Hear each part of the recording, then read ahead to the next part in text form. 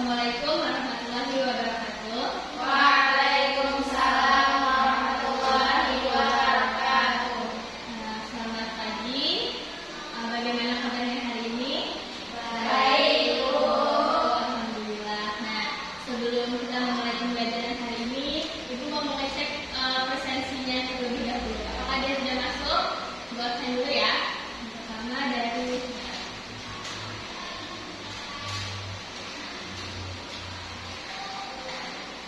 Ramita, Hadir.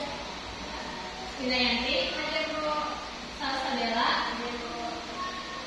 Siti Habibah, Hadir, Bu. Siti Nurhaliza, Hadir, Bu. Julia Evelyn, hadir. Alhamdulillah pada kesempatan hari ini semuanya sudah hadir ya. Selanjutnya Ibu mau bertanya, apakah ada yang masih ingat atau pembelajaran kita minggu lalu?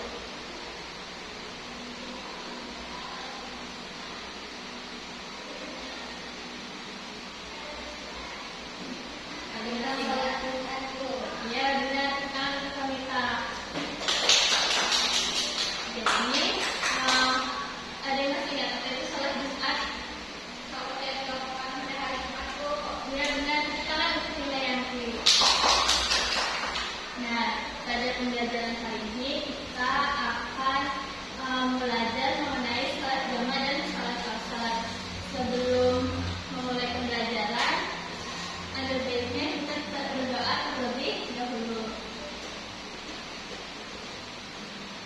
kepada Allah. Mohon untuk memimpin doanya. Ya, Bu.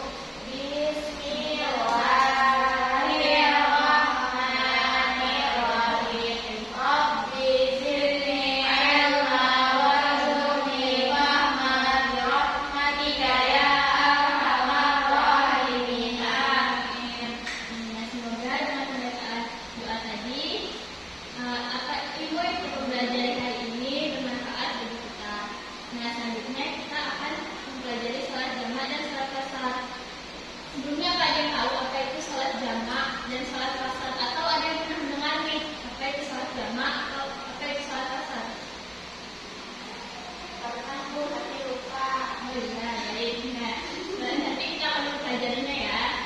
Sebelum kita mempelajari pengertian sholat jamaah dan sholat qasar, Ibu akan membacakan tujuan pembelajaran kita pada hari ini. Jadi tujuan pembelajaran kita mempelajari sholat jamaah dan sholat qasar itu adalah agar kita ini memiliki ketentuan dan keyakinan tentang sholat jamaah dan sholat qasar. Terus yang kedua juga agar kita memiliki keyakinan nilai-nilai positif dalam sholat jamaah dan sholat qasar. Terus yang ketiga agar kita memahami ketentuan sholat jamaah dan juga sholat qasar. Terus yang terakhir memiliki kemampuan mempraktikkan sholat jamaah dan juga sholat qasar. Lanjut pengertian sholat jamaah. Jadi kata jamaah itu menurut bahasa berasal dari kata jamak yang berarti mengumpulkan atau menggabungkan dua waktu sholat ke dalam satu waktu sholat fardu dan dikerjakan secara sendiri-sendiri. Namun untuk mengerjakan sholat jamaah ini ada syaratnya, yaitu kita sedang melakukan perjalanan sejauh 16 taskah atau sekitar 81 km. Terus selanjutnya sholat jamaah ini dibagi menjadi dua macam. Ada sholat jamaah takdim dan juga ada sholat jamaah takhir. Untuk sholat jamaah takdim yaitu mengumpulkan dua waktu sholat ke dalam satu waktu sholat di awal waktu sholat yang pertama. Misalnya ada sholat zuhur dan sholat asar. Jadi sholat zuhur dan asarnya itu dikerjakan di waktu zuhur. Sedangkan sholat jamaah takhir itu kebalikan dari sholat jamaah takdim, yaitu mengumpulkan dua waktu sholat di akhir waktu sholat yang kedua. Contohnya ada sholat zuhur dan sholat asar. Berarti sholat zuhur dan asarnya dikerjakan di waktu asar.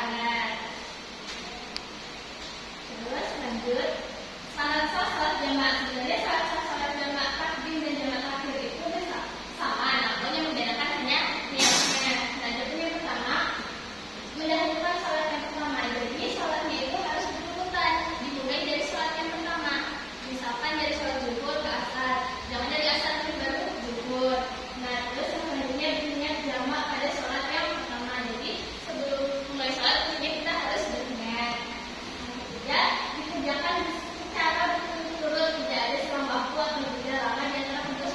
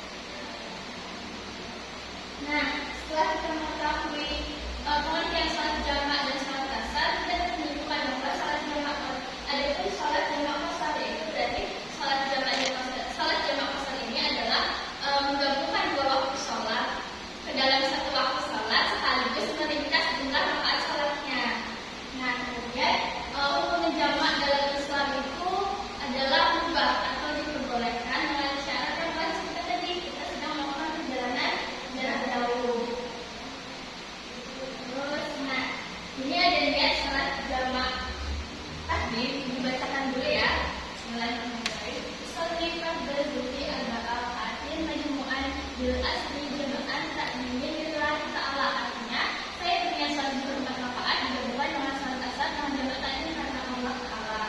Nah, untuk niat salat yang kedua, boleh minta tolong kepada saya dibacakan.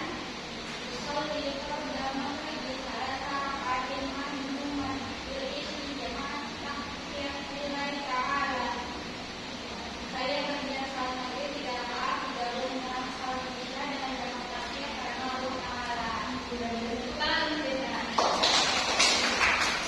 Lanjut, yang D, niat salat asar boleh Sabila. Yang D, yang niat salat asar.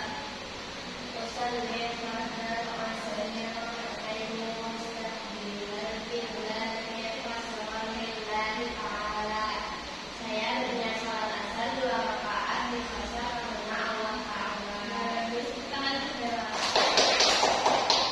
Selanjutnya ya. Oh iya, yang terakhir belum niat salat jamak asar dulu, minta tolong kepada Siti Hamidah.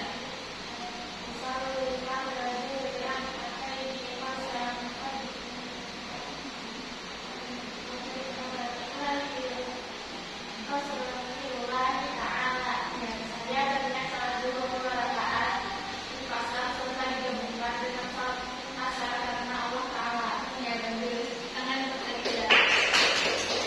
Selanjutnya ada pun tata cara salat jamak. Jadi untuk jamak sholat itu kita yang pertama berniat menjamak sholat. Kemudian kita melakukan takbiratul ihram. Setelah takbiratul ihram kita membaca surah pendek. Kita membaca Al-Fatihah kemudian surah pendek. Dilanjutkan dengan ruku, kemudian iktidal, sujud dan duduknya dulu sujud, kemudian sujud lagi dan lanjut ke rakaat yang kedua. Sama seperti sholat pada umumnya, yang membedakan hanya waktu sholatnya. Terus yang ketiga, sholat dengan jumlah sholat fardu seperti biasa. Yang keempat, salam. Nah, setelah sholat ini seperti yang kita katakan tadi, kita langsung berdiri dan lihat sholat yang kedua. Tanpa diselingi doa, zikir, apalagi sampai berbicara. Selanjutnya, proses salat asar nanti sama, cuma yang membedakan adalah niat. Jadi kita berniat dengan cara qasar, kemudian kita takbiratul ihram seperti salat biasanya. Kemudian karena dia qasar, jadi jumlah rakaatnya diringkas menjadi 2. Nah, selanjutnya salam dan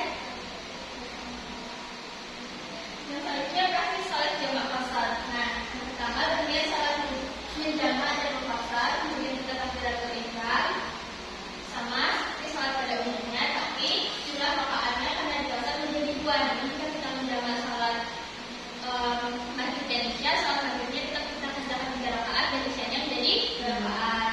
Kemudian salam, setelah salam kita berdiri dan niat salat yang kedua, kemudian langsung salat tanpa doa dan zikir. Selanjutnya nilai-nilai positif dan salat jamak dan qasar. Jadi salat jamak dan qasar ini adalah sebagai bukti kemurahan dan rahmat atau anugerah dari Allah kepada manusia. Jadi salat jamak ini merupakan bentuk sedekah dari Allah kepada hambanya. Yang kedua, membuktikan bahwa derajat salat itu mudah dan tidak memberatkan umatnya. Jadi dari salat jamak dan qasar itu kita belajar bahwa kita itu sudah diberi keinginan untuk melakukan ibadah. Selanjutnya menunjukkan bahwa tanggung jawab itu harus dikerjakan seberat apapun. Jadi dari saat jamak dan qasar itu kita belajar bahwa kita itu tetap harus mengerjakan sholat dimanapun dan kapanpun kondisi kita. Selanjutnya sampai di sini apakah ada yang bertanya? Ibu, ya, boleh silakan. Kenapa Bu sholat subuh tidak bisa dijamak? Karena sholat subuh itu tidak bisa berdiri. Sholat subuh itu tidak ada dalil yang memperbolehkan untuk menjamaknya. Karena juga sholat subuh ini jauh, jarak waktunya jauh dengan sholat lain. Nah, itu sangat terrealisasikan sederhana. Ibu rasa pembelajaran kita sudah cukup sampai di sini. Semoga apa yang kita pelajari ini bermanfaat. Ibu mohon maaf atas kesalahan Ibu dalam menyampaikan materi. Untuk mengakhiri pembelajaran kita pada hari ini, marilah kita sama-sama memasukkan hamdalah. Alhamdulillahirabbil alamin. Oh iya, maaf lupa untuk tugas minggu depan dibuka pada halaman 100